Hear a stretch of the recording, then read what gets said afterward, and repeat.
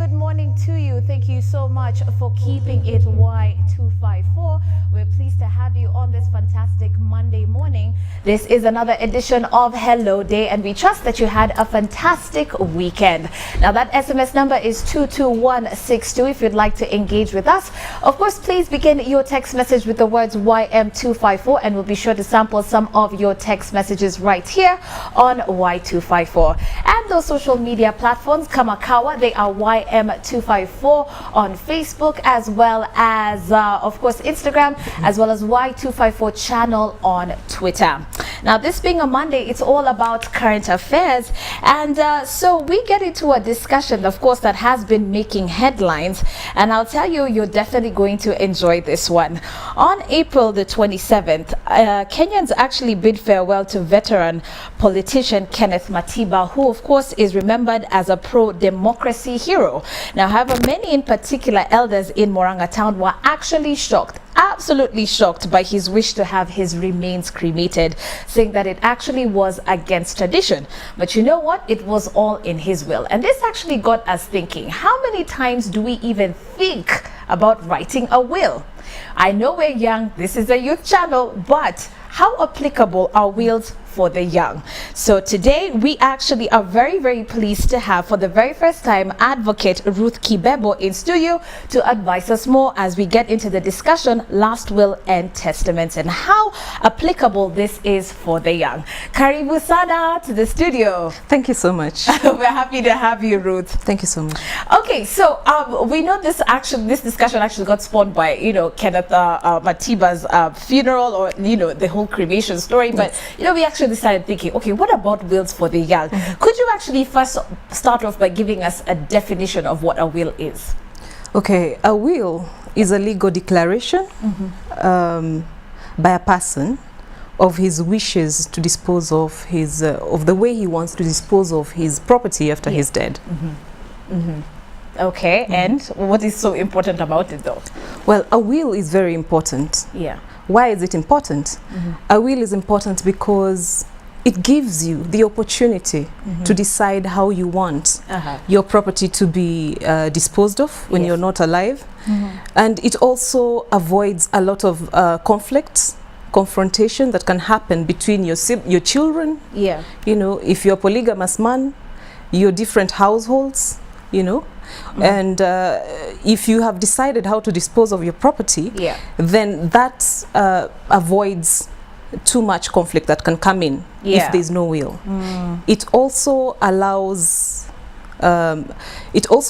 you to decide who to give, your favorite child, you can choose like you can choose to give something to someone that one of your favorite children. You can decide to give them something, and of course it's something that should definitely be adapted. Okay. Yes. Okay.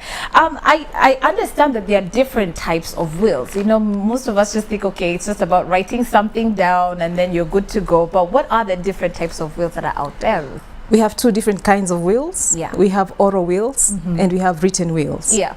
Oral wills have to be valid within the first 3 months after the person has passed away. So if you have a will and you pass on after 3 months, the will not be valid and it cannot be enforced. Yeah. So there's an exception to that rule, of course, under Section 9 of the Law of Succession Act, which is a law that governs the validity of oral wills. Yeah. And it says that if a person is a mariner or a person who is in active service or in the armed forces, that exception falls their way, because their wills, even their oral wills, will still be declared valid even though they have passed away after 3 months of making these wills. Something else, Shiko, these wills have to be witnessed. We call that attestation. Okay. So there has to be at least 2 witnesses to the will. If it's an oral will, there has to be at least 2 competent witnesses present, and the witnesses have to be persons of sound mind and persons of who are over the age of 18 years. Yes. The same applies to written wills, and the form of validity of written wills is also governed by Section 11 of the Law of Succession Act, which is a law that governs how a will should be made. Okay. So written wills also have their own. They're supposed to be in a certain format. Sorry, not really a certain format, because we don't have an exact format for a written will. Right. We just have rules, that govern the validity of the written will. Okay. The written will also has to be attested, meaning that it has to be witnessed by at least 2 competent witnesses. Yeah. And the competent witnesses as well have to be persons of over the age of 18 years. Yeah. And should also be of sound mind. Okay. The person making a will also has to have capacity to be able to write the will. Section 5 of the Law of Succession Act is very clear that the person has to be of sound mind, and the person also has to be and the person has to be over the age of 18. Okay. All right. Getting into this discussion, the first question is, when we think about wills, we think it's something for the old. Yes. Who in their right mind under the age of 25 or 35 is going to be thinking, okay, by the way, a will is something that I need to get into.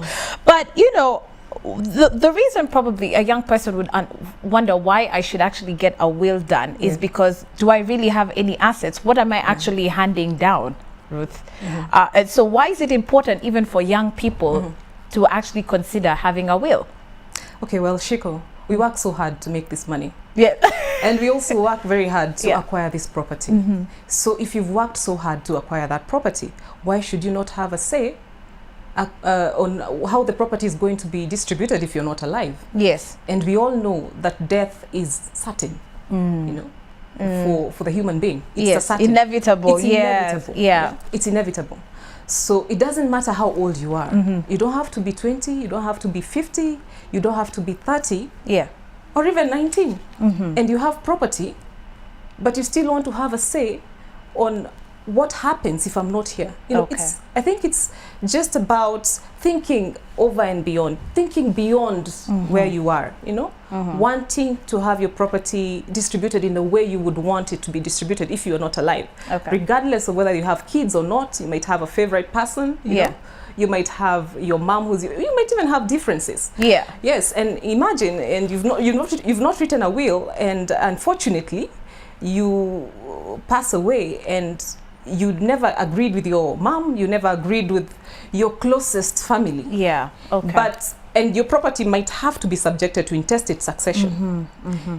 Imagine your property being subjected to intestate succession, meaning that there's no will, and it has to be distributed to your closest family members that you never agreed with, that you are never together with.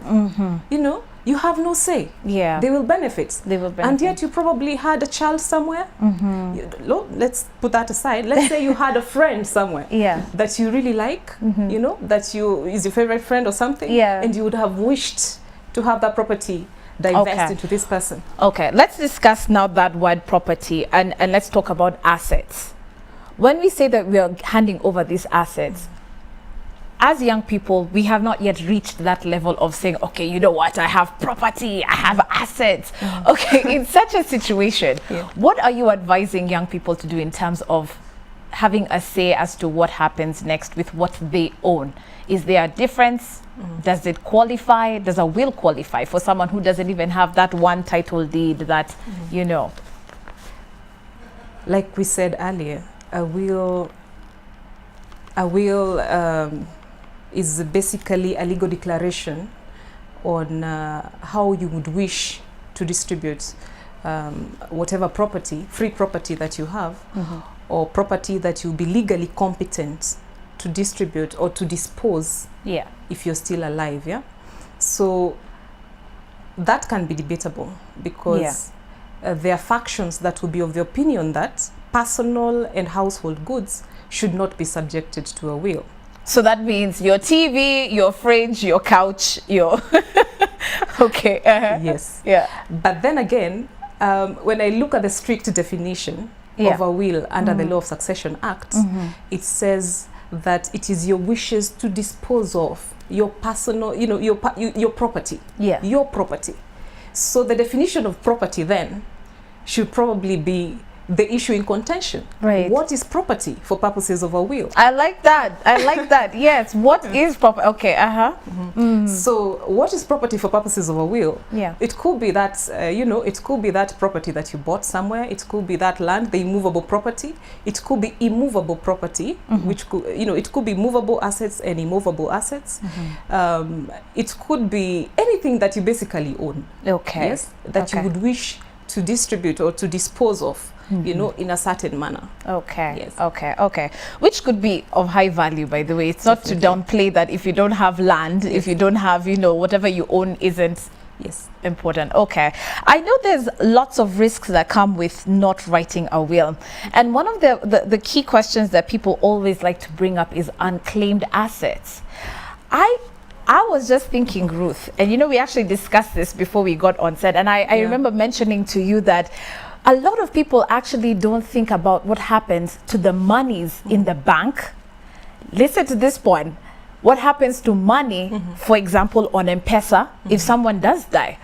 These actually are classified as unclaimed assets. What really does happen? Because these are some of the risks that people do come across. Well, Shiko, I do agree with you that we have the issue of people not claiming assets, or people dying and their assets not really being accounted for in terms of not being put through succession for purposes of benefit for their beneficiaries and other people who will be entitled to the property. Well, the issue of unclaimed assets, of course. I think it's a very interesting one. It's definitely food for thought. We have to discuss about that. Food for thought, and definitely it's something that needs to be. By the way, I'm telling you, I when you talk to people who probably work in banks, they will tell you the amount of unclaimed money that is in the bank it's ridiculous.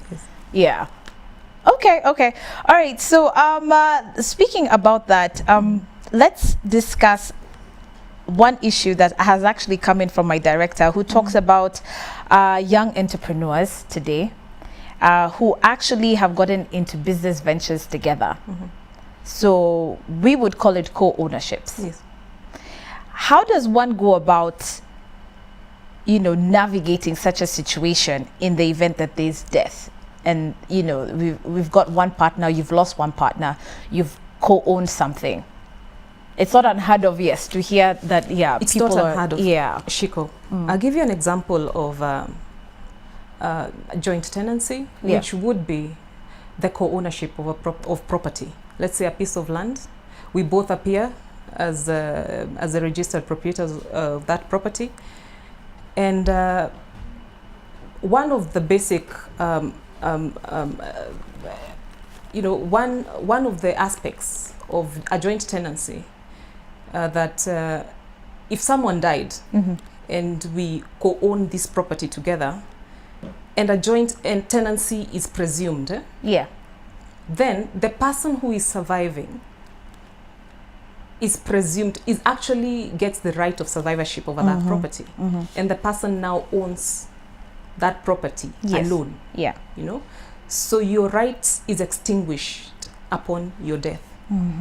Meaning that even your survivors or your beneficiaries would not be able to claim anything. But of course, Shiko, like you said, we had this discussion earlier. If it's a situation where you have, let's say, a company and your different directors, of course, companies are regulated by their own articles and memorandum of association. And a company has a legal persona. So your death does not necessarily affect the existence of the company. So probably the kind of question that we'll be asking would be, what will be the procedure according to our articles, according to our memorandum on the way forward. When someone is dead, when a director is dead, what happens? Are the shares inherited by his estate? What happens? You know? And this is now where you see a lot of cases where people, we go forth, we open companies with our friends, we don't bother to actually read the memorandum of association and understand how the company should operate. Exactly. Yeah.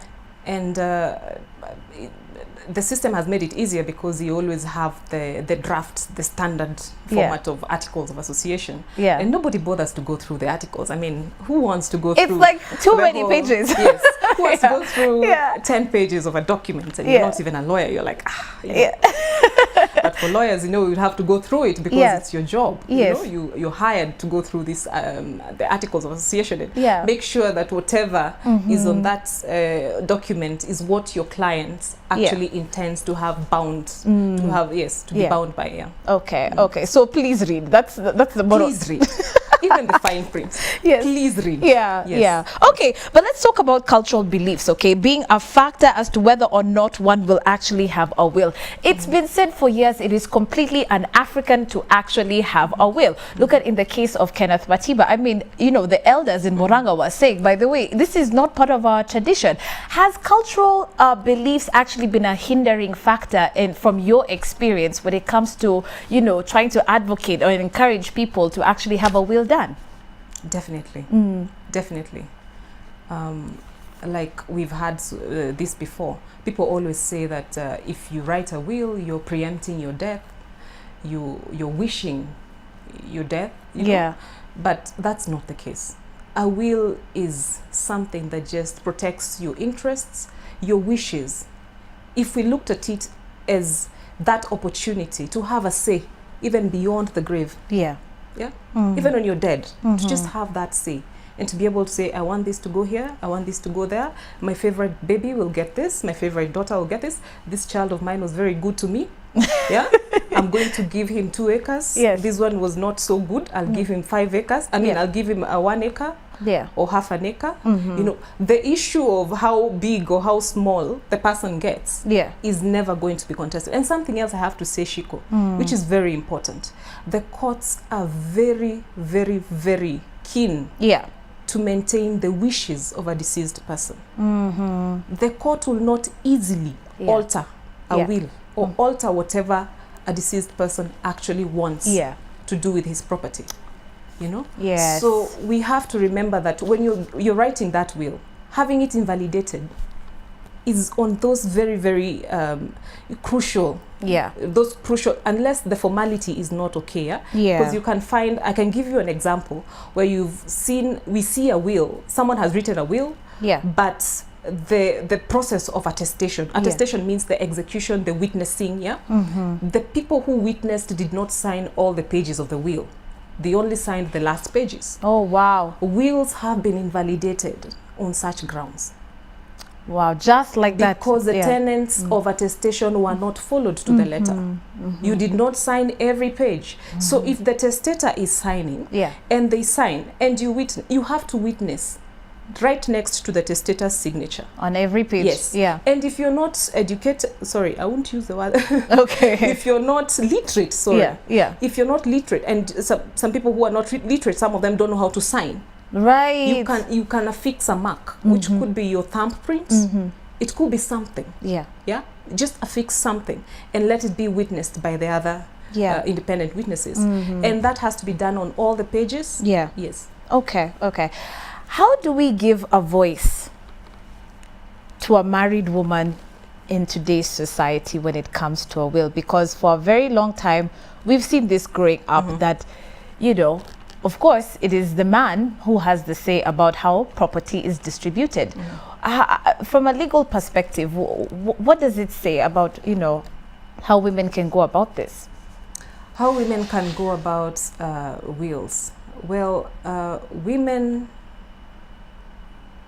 have been considered to be a marginalized group. But the law has considered them in so many ways. Section 5 2 of the Law of Succession Act, which is a law that deals with intestate succession, or this issue to do with succession basically, says that a married woman, just like, you know, an unmarried woman or like any other male person, has a right to write a will. They have a right. Yeah. So it is clear. It's in the law.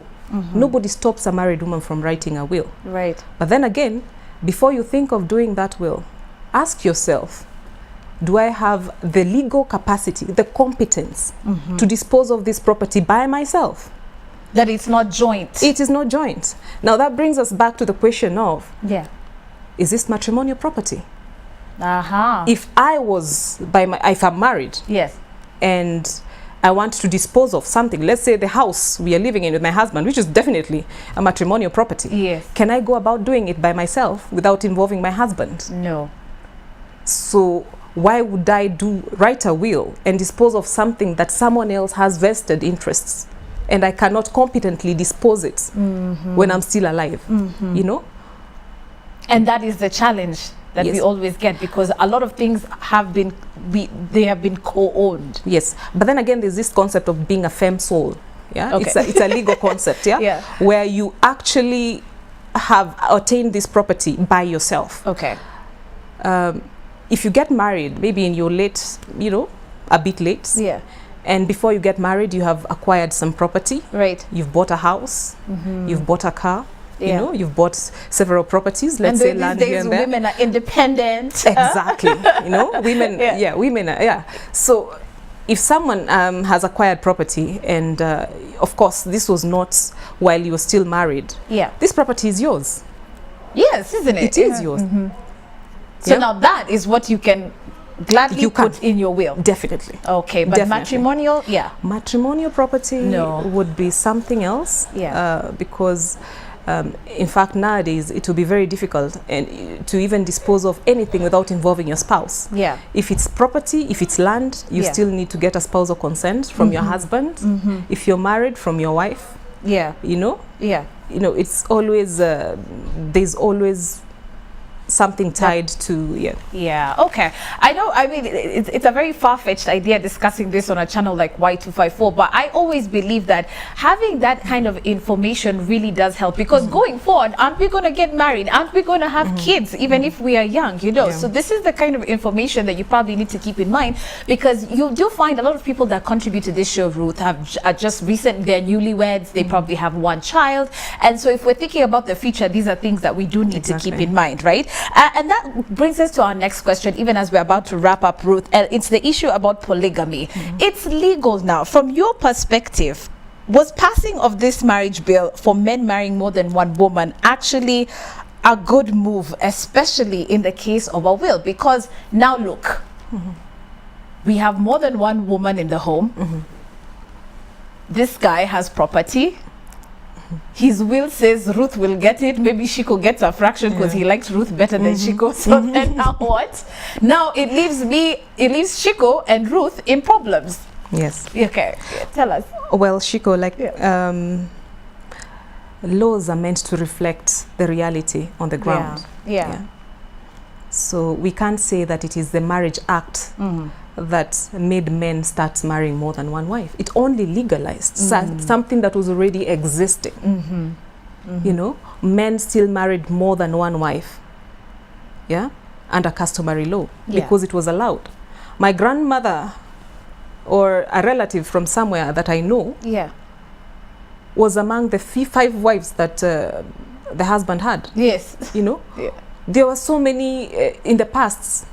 Men were allowed under customary laws to marry more than one wife. So it is not an alien concept. It is something that has always been there. And it has only been legalized or brought to light. Or for those people who are feeling like it's not something that they would accept or something, it is a reality that was already existing. So the only issue that comes into play, which of course I think is good, because it caters for those women that would have found themselves in a precarious position of their husbands leaving them and pretending there was nothing while they had actually been married under customary law. So now that it has been made official, even that other wife you know, can now be considered, you know, yes, a wife for purposes of, you know, any legal purposes, because they are now even getting certificates. Right. They are now legally recognized. So the issue of polygamy and succession, of course, there is a problem. Yeah. Because if you have more than one household, and unfortunately you pass away, then property is distributed. If you have no will, the property will be distributed among those people, those households, counting your wife as a unit. You know? So if you have 5 households and you have 2 children, I mean, sorry, it's going to be, the distribution of the property should be according to the number of children in each household, and counting your wife as a unit. Whatever, you know, if there's a wife. So that means that if you have 2 children here, you have 3 children here, and 1 child there, the household with the least number of children gets the least property. Wow. Compared to the household with more children. So of course that's a problem. Yeah. Yes. Wow, interesting, interesting. Okay, well, thank you so much for that. But as we wrap up, because my director tells me we're out of time, Ruth, how can one actually go about writing a will? What would you advise? What I would advise? Yeah. Engage a lawyer.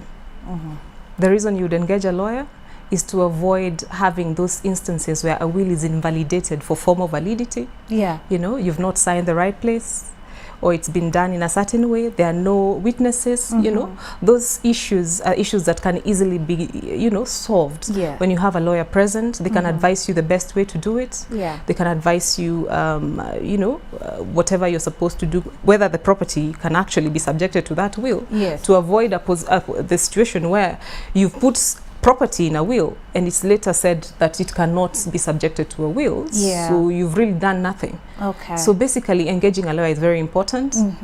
It might cost you something, but it's in the long run you definitely absolutely absolutely. I love that. Thank you so much. Well You're said. Very much welcome. I'm so sure this information was so helpful, especially to individuals like my floor manager, Mr. Kayesu, who definitely plans on having more than one wife. But Kayesu, we sure hope that helped you, and all the best, darling, all the best. That being said, of course, if you do want to get more information, you can definitely get in touch with the Hello Day crew. We'll be sure to put you in touch with Wakili Ruth Kibebo in studio with us in the event, of course, that you want more information on our current discussion, which is all about last will and testaments. Thank you yet again, Ruth. We hope to see you in studio again. Thank you so much. Thanks a lot for watching Hello Day. My name is Shiko Kaitani. We'll see you bright and early from 7 a.m. with the rest of the gang. But of course, Hello Day kicks off at 9 a.m. right here on Y254.